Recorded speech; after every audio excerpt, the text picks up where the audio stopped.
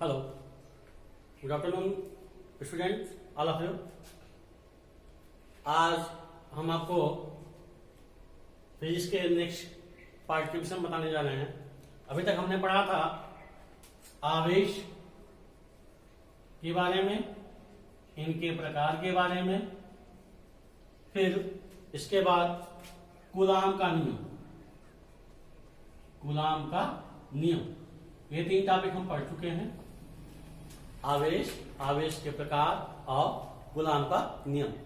आज हम आगे आते हैं कि अभी हमने पढ़ा था कूलाम के नियम में, क्या पढ़ा था कूलाम के नियम में, कि कूलाम के नियम के अनुसार किन्हीं दो आवेशों के बीच लगने वाला बल F जो होता है वह क्या होता है, F दोनों आवेशों के गुणनफल के अनुक्रमानुपाती होता है तथा उनके बीच की दूरी के वर्ग के व्युत्क्रमानुपाती होता है। ठीक है, तो अगर हम इन दोनों को मिलाएं तो F equal to 1/4πε0 into Q1 Q2/R square होता है, जहां पर ε0 क्या है, निर्वात की विद्युतशीलता है। क्या है, निर्वात की विद्युतशीलता है, निर्वात की विद्युतशीलता है। ठीक है, यहां तक हमने पढ़ा था। लेकिन अब बात आती है, ध्यान से देखिएगा कि यहां पर क्या था कि यह निर्वात में रखा गया था। इन दोनों आवेश जो थे, दो आवेश, यानी एक आवेश Q1 और एक आवेश Q2, एक आवेश Q1 और एक आवेश Q2, ये दोनों R मीटर की दूरी पर एक दूसरे से निर्वात में रखे गए थे। किस में रखे गए हैं, निर्वात। निर्वात मतलब जहां पर वायु न हो, जहां पर वायु न हो, निर्वात में रखे गए थे। तो निर्वात में रखे होने के कारण इनका यह जो लगने वाला कूलाम का बल है वह कितना आया, 1/4πε0 इंटू Q1 Q2/R स्क्वायर। ε0 क्या है हमारा, निर्वात की विद्युतशीलता। अब बात आती है कि यदि यही निर्वात में न हो करके ये दोनों आवेश किसी माध्यम में रखे गए हों, क्या रखे गए हों, किसी माध्यम में रखे गए हों, तो उन पर लगने वाला बल क्या होगा। अब आइए हम समझते हैं कि यहां पर क्या है कि निर्वात में अगर लगने वाला बल कितना हमारा बताया हमने, Q1/4πε0, यानी F इक्वल टू क्या हो जाएगा, 1/4πε0 इंटू Q1 Q2/R स्क्वायर। लेकिन यहां पर निर्वात की बात थी। अब बात आई कि यहां पर अगर कोई माध्यम रख दिया गया, यानी कोई किसी माध्यम में ये दोनों आवेश रख दिए गए हों, तो उस अवस्था में क्या बल लगने वाला बल क्या होगा। अब मान लेते हैं कि माना सपोज दैट, यानी सपोज दैट करते हैं कि माना दोनों आवेश Q1 Q2 R मीटर की दूरी पर, Q1 और Q2 एक दूसरे से R मीटर की दूरी पर किसी माध्यम में रखे हैं, किसी माध्यम में रखे हैं, किसी माध्यम में रखे हैं। यानी बात क्या आ गई कि निर्वात की जगह क्या हुआ है, वहां पर माध्यम आ गया, कोई भी माध्यम आ गया, चाहे वायु आ गया, चाहे जल आ गया, चाहे सोना आ गया, चाहे कोई धातु आ गई, कुछ भी आ गया, यानी कोई माध्यम रख दिया गया, तो उस अवस्था में बल क्या होगा। उस अवस्था में हम देखेंगे तो बल F अगर जो बल लगने वाला बल है वह क्या होगा, Fm, यहाँ यम क्या है, माध्यम, कोई भी माध्यम आ गया है, तो Fm इक्वल टू क्या हो जाएगा, 1/4πε इंटू Q1 Q2/R स्क्वायर। ठीक है, क्या बताया हमने कि ये निर्वात में रखा था और यहां पर क्या रख दिया गया, ये माध्यम में, किसी माध्यम में रख दिया गया, तो Fm इक्वल क्या हो जाएगा, 1/4πε इंटू Q1 Q2/R स्क्वायर। अब अगर हम इसको इक्वेशन नंबर 1 मान लें और इक्वेशन नंबर 2 मान लें, इक्वेशन नंबर 1 मान लें और इक्वेशन नंबर 2 मान लें, तो यहां पर देखिए दो, यानी अगर हम 1 में 2 की भाग दे दें, यानी इक्वेशन नंबर 1 में 2 की भाग दे दें, इक्वेशन नंबर 1 में 2 से भाग देने पर तो हम क्या लिखेंगे, F/Fm, क्या हो जाएगा 1/4πε0 into Q1 Q2 upon R square upon क्या है 1/4πε into Q1 Q2 upon R square. तो देखेंगे तो आर स्क्वायर कैंसिल हो जाएगा, Q1 Q2 से कैंसिल हो जाएगा, 1/4π से कैंसिल हो जाएगा, बचेगा क्या एप्सिलॉन ऊपर चला जाएगा, एप्सिलॉन 0 नीचे बचेगा। एप्सिलॉन क्या होगा ऊपर चला जाएगा और एप्सिलॉन 0 नीचे बचेगा। तो यहां पर हम देखेंगे या F upon F M equal to epsilon upon epsilon 0। ये हमारा नया फॉर्मूला निकल के आ गया। आया बच्चों समझ में? फिर से देखते हैं। क्या हमने बताया कि हमने अभी कूलाम के नियम में पढ़ा था कि निर्वात में यदि दो आवेश Q1 और Q2 एक दूसरे से 4 मीटर की दूरी पर रखे हुए निर्वात में रखे हों तो उन पर लगने वाला बल क्या होगा, F equal to 1/4πε0 into Q1 Q2 upon R square. लेकिन यही आवेश ये दोनों आवेश 4 मीटर की दूरी पर निर्वात में रहकर कोई कहां रखे गए हो, किसी माध्यम में रखे गए हो। माध्यम वह या तो जल हो सकता है, या तो वायु हो सकती है, या फिर कोई धातु भी हो सकती है, कुछ भी हो सकता है। तो उस माध्यम में अगर लग दिया गया है तो उस पर लगने वाला बल क्या होगा, Fm equal to 1/ε into Q1 Q2 upon R square. अब अगर हम इक्वेशन नंबर 1 में इक्वेशन नंबर 2 से भाग दे दें तो F upon Fm equal to क्या हो जाएगा 1/4πε0 into Q1 Q2 upon R square upon 1/4πε into Q1 Q2 upon R square. तो यहां से हम निकल के आएगा, निष्कर्ष क्या निकल के आएगा कि F/Fm equal to epsilon 0 r। क्या आएगा एप्सिलॉन 0 r। अब अगर हम बात करें यानी इससे स्पष्ट क्या होता है, अगर हम इस फार्मूले को आधार पे देखें तो इससे स्पष्ट क्या होता है कि माध्यम की विद्युतशीलता बटे निर्वात की विद्युतशीलता। यहां देखिए ये क्या है एप्सिलॉन क्या है, एप्सिलॉन क्या है माध्यम की विद्युतशीलता है, माध्यम की विद्युतशीलता है, विद्युतशीलता है। और एप्सिलॉन 0 हमने पहले ही बताया है कि क्या है निर्वात की विद्युतशीलता है।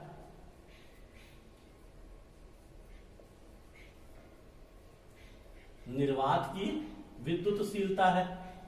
अब अगर हम निष्कर्ष निकालें इस इक्वेशन से, अगर निष्कर्ष निकालें तो निष्कर्ष क्या निकलता है बच्चों, ध्यान से देखिएगा। यहां पर निष्कर्ष क्या निकलता है कि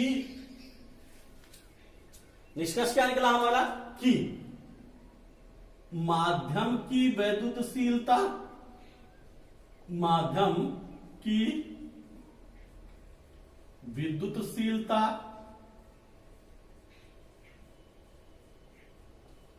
अपान निर्वात की विद्युतशीलता, निर्वात की विद्युतशीलता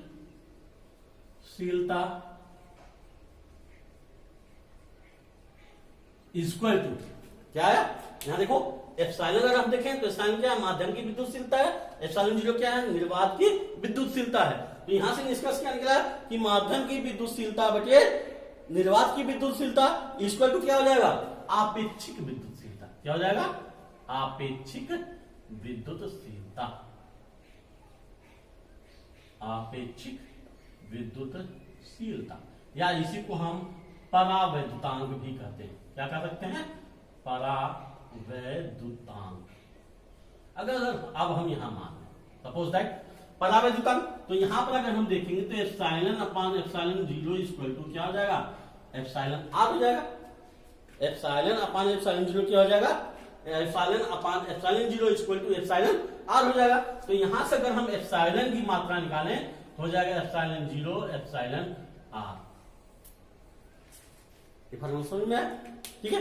अब हम देखते हैं, ध्यान देखिएगा कि अब हम यहां से देखते हैं कि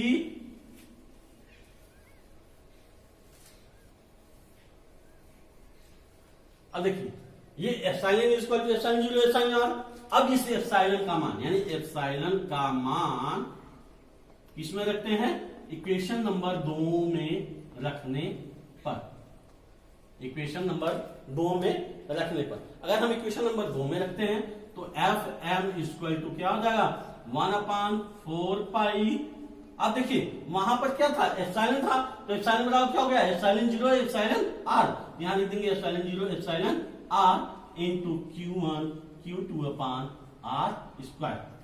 अब देखिए ध्यान से देखिएगा कि अगर हम यहां पर देखें कि 1/4π0 epsilon R into Q1 Q2 upon R square है, अपॉन आर स्क्वायर है, तो यहां पर देखिए केवल ये देखिएगा 1/4π0 into Q1 Q2 upon R square, इसके बराबर क्या लिख सकते हैं एफ एम इसको, इसके बच्चे क्या लिखते हैं यप, यहां क्या बचा है epsilon R upon epsilon R, ये एक और फार्मूला चल गया। ठीक है बच्चों, आया समझ में? फिर देखते हैं तो क्या हो गया हमारा कि माध्यम की विद्युतशीलता बटे निर्वात की विद्युतशीलता बराबर आपेक्षिक विद्युतशीलता यानी परावैद्युतांक हो गया। तो epsilon upon epsilon 0 equal to epsilon R, यहां से एप्सिलॉन इक्वल टू निकल जाएगा एप्सिलॉन 0 एप्सिलॉन आर। अब हम क्या बात करते हैं कि एप्सिलॉन का मान इक्वेशन नंबर 2 में रखने को, तो इक्वेशन नंबर अगर 2 हम देखें तो एप्सिलॉन इक्वल टू क्या हो जाएगा 1/4π0 यानी एप्सिलॉन के साथ हमने क्या दिया epsilon 0 epsilon R into Q1 Q2 upon R square. तो यहां पर हम देखते हैं तो यहां पर क्या होगा 1/4π0 into Q1 Q2 upon R square के साथ हम क्या लिख सकते हैं यप लिख सकते हैं, क्या होता है यप होता है, तो यप अपॉन एप्सिलॉन आर यानी Fm equal to F upon epsilon R, यानी कहने का मतलब माध्यम में लगने वाला बल निर्वात में लगने वाले बल और परावैद्युतांक के अनुपात के बराबर होता है। समझ में आ गया? तो ये चीज है, क्या बताया फिर से कि माध्यम में लगने यानी अगर कोई दो आवेश किसी माध्यम में रखे हुए हैं तो उस पर लगने वाला बल निर्वात में लगने वाले बल तथा परावैद्युतांक के अनुपात के बराबर होता है। ठीक है, यहां पर अगर अब बात आती है कि एप्सिलॉन आर यानी परावैद्युतांक कोई भी हो सकता है, कोई भी होता है, तो यहां पर अगर हम धात मान लें, कोई मान ले धात, यदि परावैद्युतांक क्या हो धातु, परावैद्युतांक क्या हो धातु, अगर परावैद्युतांक धातु होगा तो उसके लिए परावैद्युतांक धातु होगा तो एप्सिलॉन आर का मान जो एप्सिलॉन आर होगा वह क्या हो जाएगा इनफाइनाइट होगा, वह क्या होगा एप्सिलॉन आर इक्वल टू क्या हो जाएगा इनफाइनाइट होगा। तो अगर हम एप्सिलॉन आर का मान इनफाइनाइट हो रहा है तो यहां पर रखेंगे तो Fm इक्वल टू क्या हो जाएगा 0, यानी लगने वाला बल क्या हो जाएगा इक्वल टू 0, यानी माध्यम में जो बल लगेगा उसकी वैल्यू कितनी हो जाएगी 0 हो जाएगी।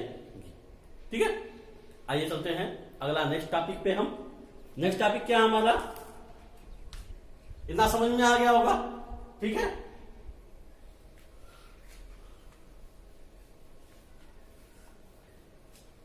आइए अगले टॉपिक पर चलते हैं। अगला टॉपिक क्या है हमारा बहुल आवेशों के कारण यानी बहुत से आवेशों के मध्य, क्या है नेक्स्ट टॉपिक बहुल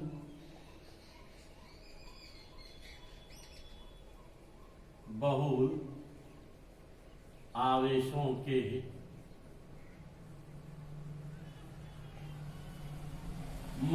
मध्य बल अध्यारोपण का सिद्धांत, मध्य बल अध्यारोपण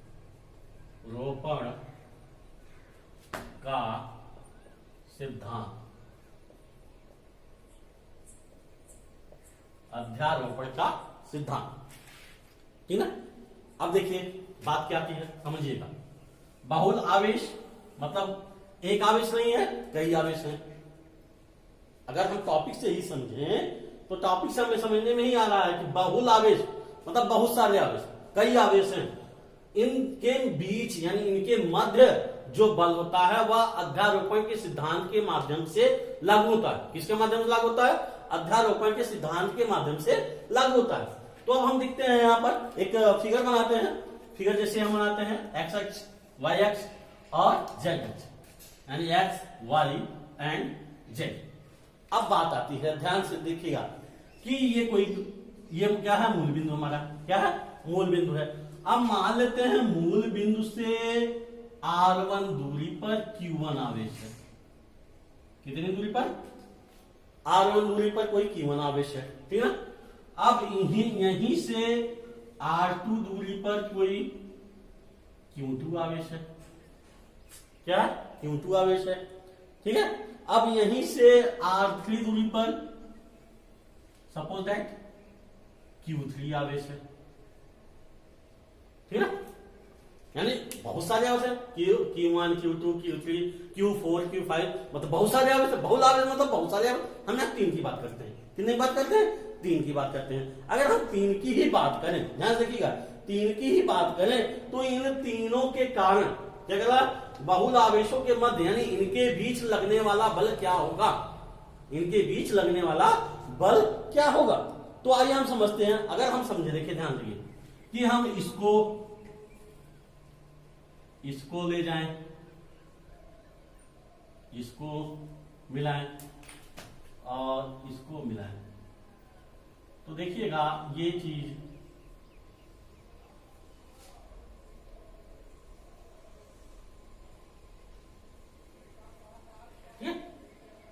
ये हमारा ये बिंदु पर मिलते हैं। कहीं कहां मिलते हैं? किसी एक बिंदु पर मिलते हैं।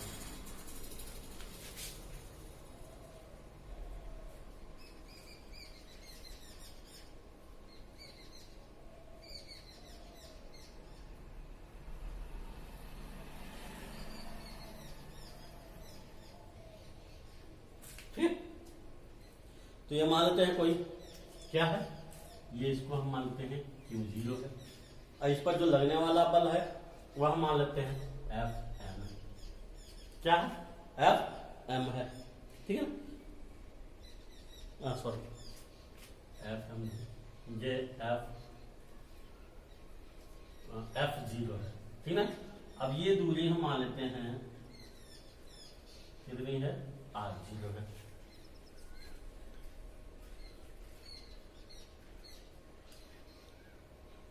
तो Q2 के कारण ये हो जाएगा F02 हो जाएगा, Q3 का हो जाएगा F0।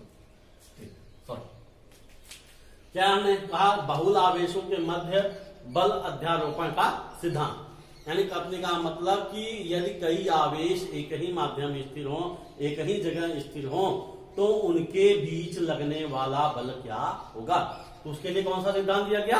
अध्यारोपण का सिद्धांत दिया गया। अब अध्यारोपण के सिद्धांत के आधार पर हम बात करते हैं। अध्यारोपण का सिद्धांत क्या कहता है? क्या कहता है कि किसी एक स्थिर आवेश पर, किसी एक स्थिर आवेश पर,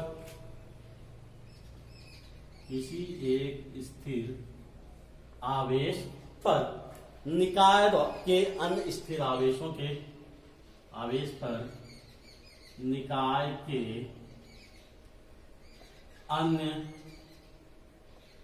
स्थिर आवेशों पर, अन्य स्थिर आवेशों पर, अन्य स्थिर आवेशों के कारण लगने वाला बल, लगने वाला बल, लगने वाला बल उस आवेश पर, उस आवेश पर, उस आवेश पर निकाय के, उस आवेश पर निकाय के प्रत्येक, निकाय के प्रत्येक आवेश के कारण, प्रत्येक आवेश के कारण लगने वाले बल के योगफल के, योगफल के बराबर होता है, बराबर होता है। आइए हम समझते हैं, क्या समझते हैं कि बहुल आवेशों के कारण, यानी बहुल आवेशों के मध्य बल अध्यारोपण का सिद्धांत। कहने का मतलब कोई माध्यम है, वहां पर बहुत सारे आवेश स्थिर, वहां पर बहुत सारे आवेश स्थिर हैं, तो उनके बीच लगने वाला बल यानी जो परिणामी बल होगा वह क्या होगा। तो यहाँ पर एक अध्यारोपण सिद्धांत पारित किया गया है। अध्यारोपण सिद्धांत के बारे में बताया गया है कि इस सिद्धांत के माध्यम से किसी एक स्थिर आवेश पर निकाय के अन्य स्थिर आवेशों के कारण लगने वाला परिणामी बल उस आवेश पर निकाय के प्रत्येक आवेश के कारण लगने वाले बल के योगफल के बराबर होता है।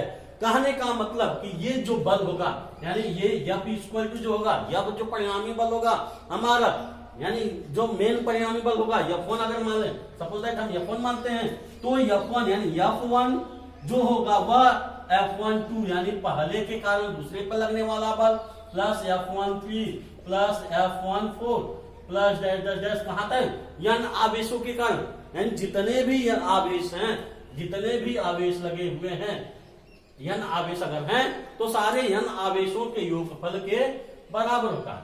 क्या होता है? योगफल के बराबर होता है। फिर समझते हैं क्या होता है, किसी एक स्थिर आवेश पर निकाय के अन्य स्थिर आवेशों के कारण लगने वाला जो परिणामी बल है वह उस आवेश पर निकाय के प्रत्येक आवेश के कारण लगने वाले बल के योगफल के बराबर होता है। कहने का मतलब F1 जो होगा, जो बल का परिणामी बल होगा, वह पहले यानी पहले आवेश के कारण दूसरे पर लगने वाला बल, पहले आवेश के कारण तीसरे पर लगने वाला बल, पहले आवेश के कारण चौथे पर लगने वाला बल, पहले आवेश के कारण पांचवें पर लगने वाला बल, यानी इस तरह से n आवेशों पर, जितने भी n आवेश हैं, सारे n आवेशों पर लगने वाले बल के परिणाम यानी उनके योगफल के बराबर होता है। ठीक है, समझ में आ गया? कहने का मतलब कि इस पर इसका जो परिणामी बल होगा वह शेष सभी आवेशों के योगफल बल के योगफल के बराबर होता है। आइए अब हम समझते हैं, यहां पर इसको फिगर से समझते हैं। अब देखिए, यदि क्या देखें कि जो आवेश है Q1 आवेश है, ये क्या है? Q1 आवेश है। यदि Q1 आवेश के कारण, Q1 आवेश के कारण Q2 पर लगने वाला बल, Q2 पर लगने वाला बल, अब देखिए Q2 पर लगने वाला बल, तो यहां ये मध्य बिंदु है, मध्य बिंदु से Q1 की दूरी कितनी है? R1 है, और मध्य बिंदु से Q2 की दूरी कितनी है? R2 है। तो यहां से अगर ये हम परिणामी बात दूरी निकालें तो ये क्या हो जाएगा? R1 R2 होगा। क्या होगा? R1 R2, सॉरी R12 होगा, R12 होगा, यानी पहले और दूसरे के बीच की दूरी। तो यहां पर लगने वाला बल जो होगा, यानी F जो निकाला जाएगा, तो F यहां पर क्या हो जाएगा? F इक्वल टू यानी F12 पहले आवेश के कारण दूसरे पर लगने वाला बल, तो F12 इक्वल टू क्या हो जाएगा? 1/4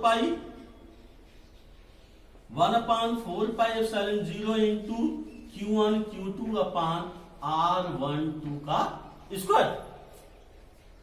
F12 कितना हो जाएगा आपका? F12 इक्वल टू हो जाएगा 1/4 पाई एप्सिलॉन 0 इंटू Q1, यानी Q आवेश के कारण ही, Q आवेश के कारण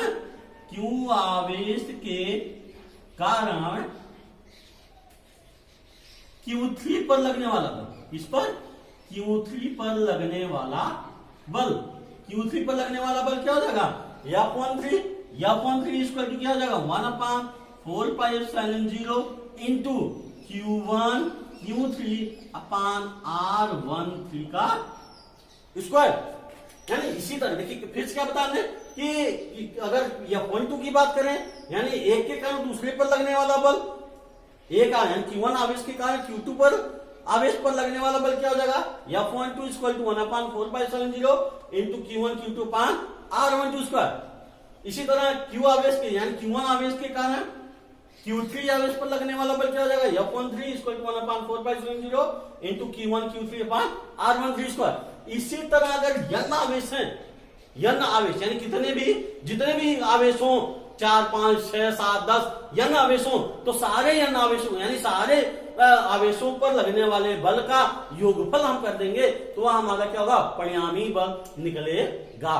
तो यहां से अगर हम देखें, सपोज दैट यहां से अगर हम निकालें निष्कर्ष, तो F1 इक्वल टू क्या हो जाएगा? F1 इक्वल टू F12, यहां पर हमने लिखा ना F12 प्लस F13, तो F12 कितना आ गया?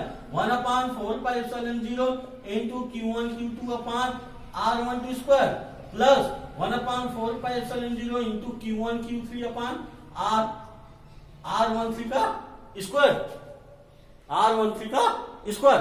अब यहां से अगर हम देखें, ये डेल्टा जब कहां तक चला गया? n आवेशों तक चला जाएगा, अब यहां से अगर हम देखें तो F1 इक्वल टू क्या हो जाएगा 1/4π0 कॉमन हो गया, तो यहां से क्या माना निकलेगा Q1 Q2 अपान R12 का square plus Q1 Q3 upon R13 का स्क्वायर प्लस Q1 Q4 अपान R14 का स्क्वायर। ठीक है, इसी तरह जायज जायज चलता चला जाएगा। तो ये हमारा क्या निकल गया, परिणामी बल निकल गया। क्या निकल गया, परिणामी।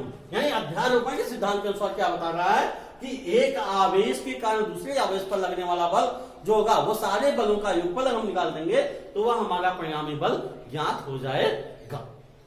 ठीक है, अब आगे क्या है, इसके आगे अगर हम ये F1 की बात कर लिया, अब इसी तरह F2 यानी Q2 आवेश के कारण निकाल लेते हैं। क्या निकालते हैं, Q2 आवेश के कारण,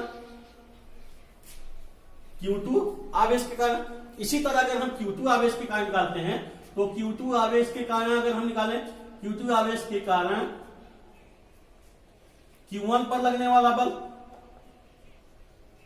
Q1 पर लगने वाला बल, तो Q2 आवेश के कारण अगर Q1 पर लगेगा बल तो हो जाएगा F21, यानी दूसरे के कारण पहले पर लग रहा है, दूसरे के कारण पहले पर लग रहा है, यानी F2 लगेगा। तो दूसरा बल क्या नहीं है, Q2 आवेश का Q1 पर लगने वाला बल क्या हो जाएगा 1/4π0 इनटू Q2 Q1 अपान R21 का स्क्वायर, Q1 Q2 Q1 अपान R21 का square plus 1/4π0 into Q2 Q3 अपान R23 का square plus 1/4π0 into Q2 Q4 अपान R24 का होल स्क्वायर, यानी प्लस 10 ये लगातार चला जाएगा। फिर वही बात आती है कि यानी अगर अन्य जितने भी आवेश हैं सारे आवेश, यानी एक के कारण लगने वाला आवेश दूसरे पर लगने वाला, एक आवेश के कारण दूसरे पर लगने वाले आवेश के कारण जो बल उत्पन्न हो रहा है सारे बलों का परिणामी यानी उनके योगफल के बराबर होता है। सारे आवेशों के पर लगने वाले बलों के योगफल के बराबर होता है। अब सपोज दैट हम मान लेते हैं कि इन आवेशों के मध्य कोई एक आवेश आ गया हमारा Q0। क्या गया, Q0 आवेश आ गया। अगर हम Q0 की बात करें, ठीक इसी तरह Q0 की यानी Q0 आवेश की कारण बात करें, Q0 आवेश के कारण बल की बात करें, Q0 आवेश के कारण